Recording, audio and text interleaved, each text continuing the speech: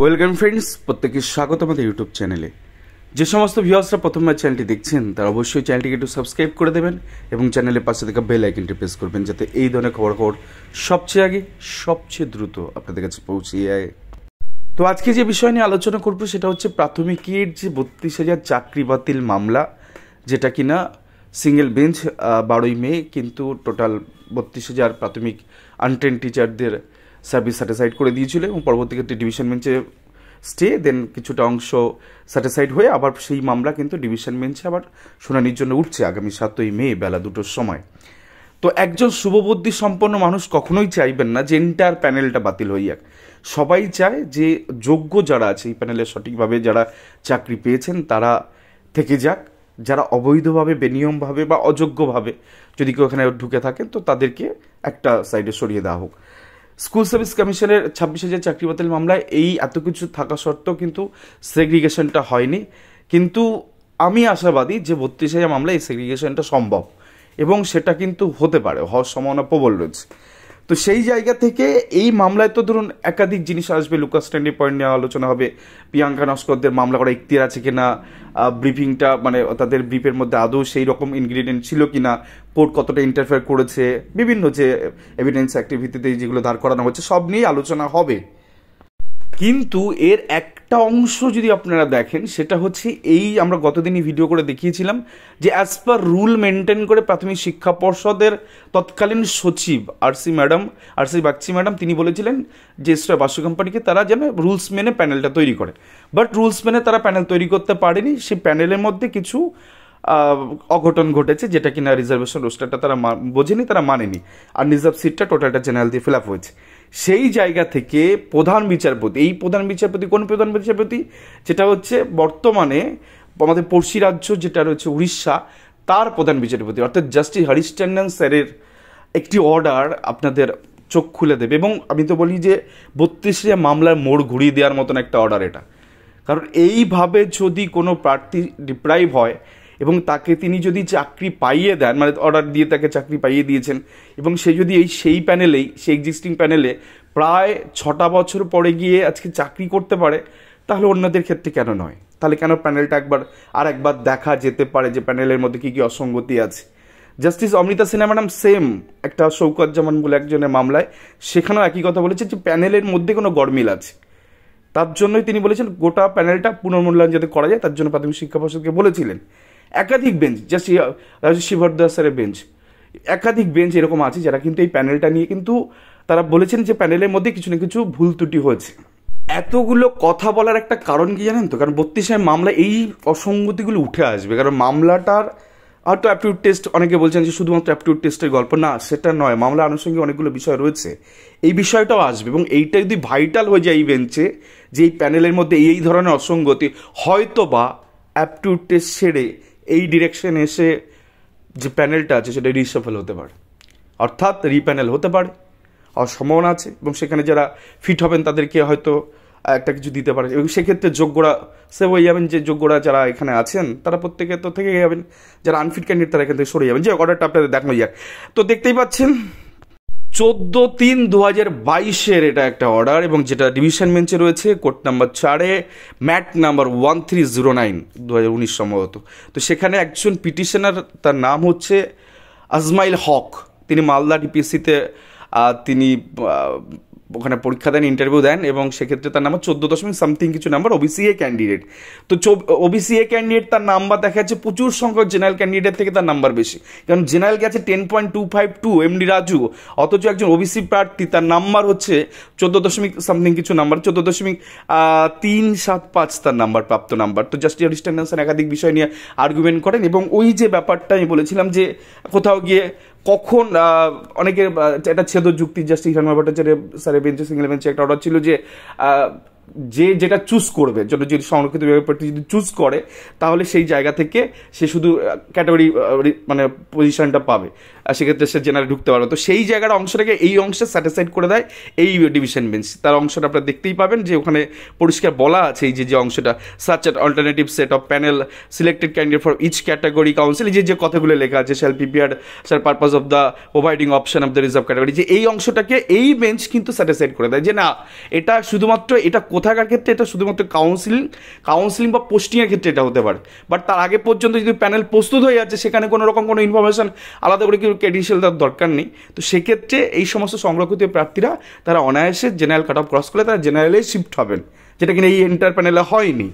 তো সেই জায়গা থেকে এই একটা গুরুত্বপূর্ণ ঘাতক অর্ডার, এটা কিন্তু অনেক রকম জিনিস প্রভাব পড়বে। তার কারণ যোগ্য বঞ্চিতরা অনেকে মামলা করেছে, মালদা ডিস্ট্রিক্টে প্রচুর ছেলেমেয়ে এই 32 মামলার সাথে ক্যান করে যুক্ত রয়েছেন।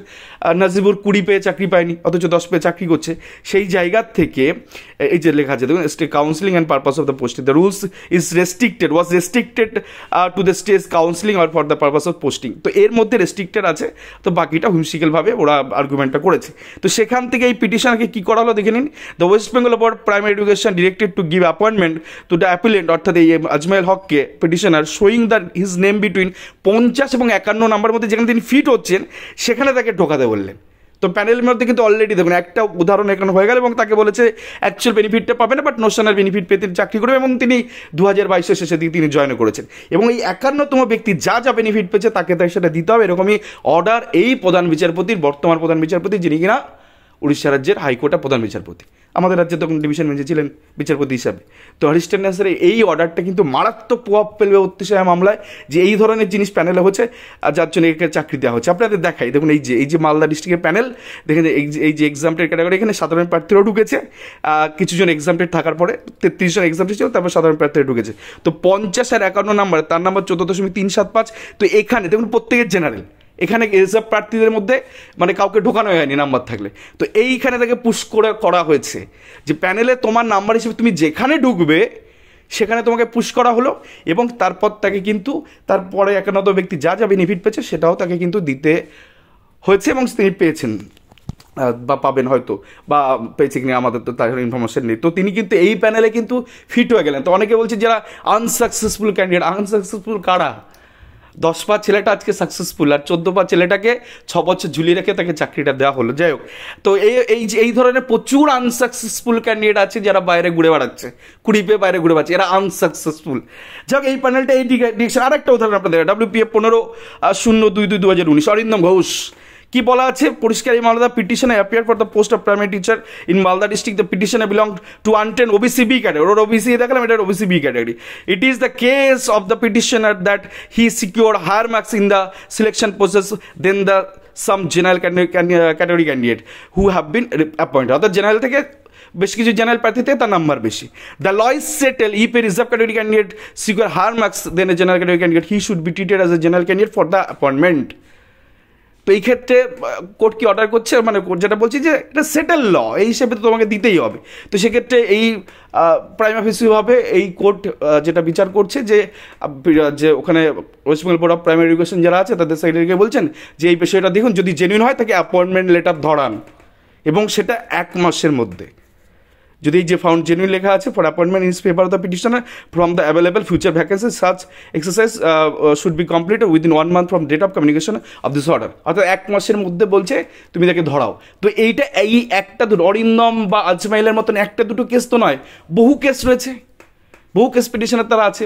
তো এই মামলায় একটা ডিরেকশন যখন এইটা যাবে যে প্যানেলের মধ্যে এরকম অসঙ্গতি হয়েছে, এন্টার জেনারেলের মধ্যে আনরিজার্ভ সিটটা টোটালটা জেনারেল দিয়ে ফিল আপ করা হচ্ছে, সেখানে SC OBCরা এখানে ঢুকতে পারেনি।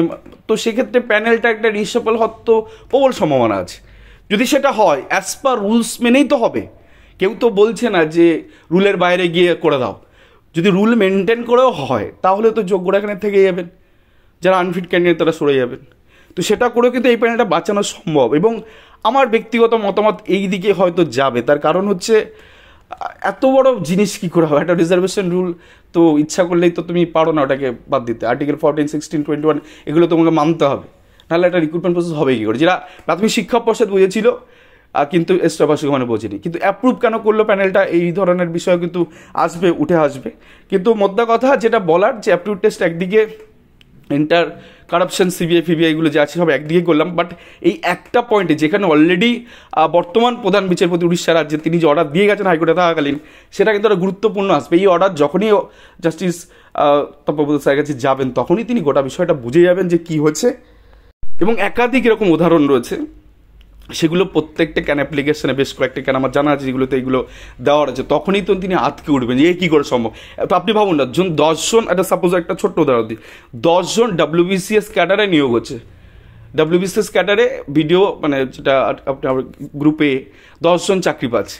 তো সাপোজ ধরুন একজন কেউ এর থেকে বেশি নাম্বার পেয়ে, ধরুন 10জনের মধ্যে কেউ একজন লাস্ট কাটা পর্যায়ে হয়তো ধরুন 650 গেছে বা 700 গেছে, তো 700 কেউ ধরুন 750 পেয়ে কেউ বাইরে থেকে গেছে, 750 পেয়ে কেউ বাইরে থেকে, তাহলে একটা WBCS এর মতন সে চাকরি পাবে না, তার নাম্বার বেশি।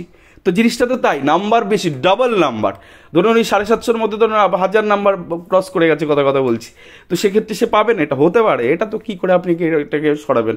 তো এই মামলায় কিন্তু কোথাও না কোথাও গিয়ে ডিভিশন বেঞ্চে এই বিষয়টা দেখবেন একদম ফুলে ফেপে উঠবে। যেমন রিজার্ভেশনটা মানে ওখানে অ্যাপটিউড টেস্ট নিয়ে অনেকটা শুরু হয়েছিল, এই রিজার্ভেশন পয়েন্টটা একটা মাত্র পয়েন্ট যেখানে গিয়ে এই প্যানেলে কিন্তু রিসাফল হওয়ার বা রিপ্যানেল হওয়ার কিন্তু জায়গা রয়েছে, এবং সেক্ষেত্রে কি করেন এই বিচারপতি অবশ্যই দেখতে হবে আমাদের তাকে। তবে যত যা পয়েন্ট আছে, 1000 রকম যা পয়েন্ট আছে, সব থেকে গুরুত্বপূর্ণ পয়েন্ট রিজার্ভেশন, এবং এটাকে টলারেট করা যাবে না, করতে পারবে না কোর্ট এখানে, কারণ ডিভিশন বেঞ্চেই জাজমেন্ট রয়েছে। আর ওই জাস্টিস হরিশচন্দ্রন হিরম্য ভট্টাচার্য স্যারের বেঞ্চের অর্ডারটাকেই কিন্তু হিসাব মতন স্যাটিসফাইড করার মতনই অর্ডার এই আজমের শেখের অর্ডারটা, যেখানে কখন কে কোথায় মাইগ্রেট হবে সেটা বলার জন্য বলা আছে, পোস্টিং আর ওটা ইয়ের ক্ষেত্রে রেস্ট্রিক্টেড করা আছে, তো সেটা কখনো হবে না, সেটা তো এই অর্ডারটা দেখালে পরিষ্কার হয়ে যাবে।